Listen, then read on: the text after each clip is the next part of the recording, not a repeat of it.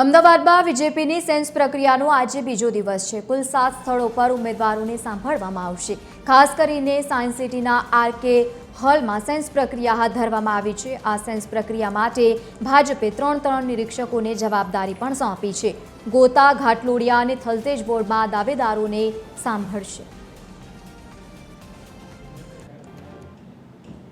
ઘાટલોડિયા વિધાનસભા કર્ણાવતી મહાનગરના 4 વોર્ડ આજે બીજા દિવસે સાંભળવાના ઈચ્છુક જે ઉમેદવારો હોય તે પોતાની ઈચ્છા વ્યક્ત કરી, પોતાની લાગણી વ્યક્ત કરી અને લાગણી વ્યક્ત કરી ત્યારબાદ આખી પ્રક્રિયા પ્રદેશ ભારતીય જનતા પાર્ટી સંગઠન દ્વારા એ પેનલ બનાવવામાં આવતી હોય છે અને પેનલ બનાવી અને પ્રદેશ પાર્લામેન્ટરી બોર્ડને મોકલવામાં આવતી હોય।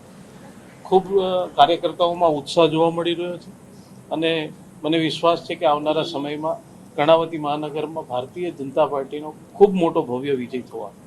અમદાવાદ મહાનગરપાલિકાની ચૂંટણીની જાહેરાત થતાની સાથે જ હવે જે ભારતીય જનતા પાર્ટી છે તે એક્શન મોડમાં આવીને જે ઉમેદવારો છે તેની જે સેન્સ પ્રક્રિયા છે તે કરવા માટે જે દાવેદારી છે તે શરૂ કરી દેવામાં આવી છે। આજે સેન્સ પ્રક્રિયાનો બીજો દિવસ છે। નિરીક્ષકો દ્વારા જે પણ દાવેદારો આવે છે તેની સેન્સ લેવાની પ્રક્રિયા છે કરવામાં આવી રહી છે। અમદાવાદમાં કુલ 7 જેટલા સ્થળો પર વિવિધ વોર્ડમાં ઈચ્છુક ઉમેદવારો છે તે નિરીક્ષકો જે છે તેમને સાંભળશે અને વહેલી સવારથી જે સેન્સ પ્રક્રિયા છે તે શરૂ થઈ ચૂકી છે અને આ જે પ્રક્રિયા માટે 3 નિરીક્ષકો જે છે તેને જવાબદારી સોંપવામાં આવી છે। દ્રશ્યો આરકે હોલના છે સાયન્સ સિટી ખાતેના।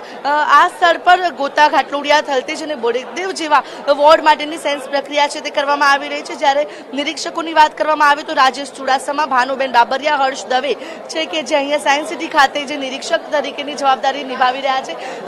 જે બી દાવેદાર આવી રહ્યા છે પ્રજા માટે શું કામ તેમના દ્વારા કરવામાં આવે છે, કઈ રીતે તે પ્રજાની વચ્ચે અત્યાર સુધી જઈને લોકોને મદદરૂપ બન્યા છે, શું કાર્ય તેમના દ્વારા કરવામાં આવ્યા છે, પક્ષ તરફથી શું તેમને જવાબદારી સોંપવામાં આવી હતી, તેમાં તેઓ કેટલા કારગર સાબિત થયા છે, તમામ બાબતોને લઈને જે સેન્સ લેવામાં આવી રહ્યું છે। આ સેન્સ પ્રક્રિયાનો બીજો દિવસ છે અને આ બીજા દિવસે અલગ અલગ વોર્ડની અંદર હાલ સેન્સ પ્રક્રિયા છે તે ચાલી રહેલી જોવા મળી રહી છે।